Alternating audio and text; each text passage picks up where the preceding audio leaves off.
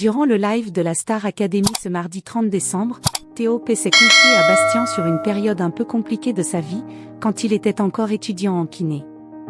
Ils ne sont désormais plus que 7 à pouvoir prétendre à la victoire à la Star Academy, après l'élimination de Mélissa lors du dernier prime. Ce mercredi 31 décembre, 3 élèves seront nommés à l'issue d'évaluations marathon en théâtre, en danse et en chant. Pour se départager, ils sont passés devant un jury particulièrement exigeant, composé d'anciens professeurs de la Star Academy.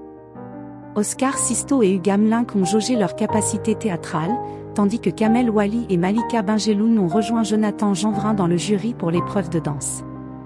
À l'issue des 2 premières étapes de ces évaluations, Victor, Théo et Ambre étaient en danger, tandis qu'Anouk et Bastien semblaient se détacher en tête.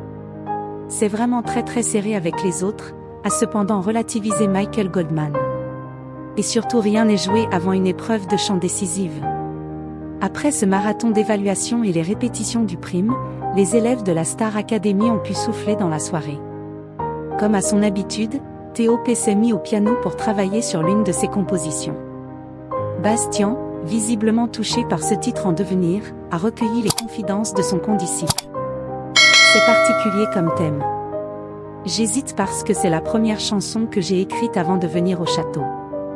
Du coup, il y a des trucs qui ne sont pas parfaits, mais je me dis, je n'ai pas envie de les changer parce que c'était moi, a constaté Théo. Il en a profité pour expliquer le thème très personnel de cette chanson. C'est une référence à moi au début quand j'étais en kiné et après comment ça a été difficile de passer du kiff de se sentir vivre surtout via les soirées et tout. Après ça a pris un tournant un tout petit peu trop extrême, a-t-il explicité. Des nuits sans fin, beaucoup d'excès, a-t-il cité ses propres paroles. Cette première chanson de Théo devrait s'appeler Danser. Elle est à retravailler de ouf, mais en tout cas elle est mimi, a-t-il conclu.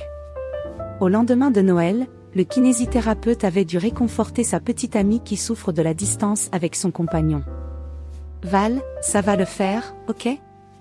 Je donne le max parce que tu sais qu'artistiquement, j'ai besoin d'être là, ça va le faire, l'avait-il rassuré. Je vais sortir, ça va être pareil.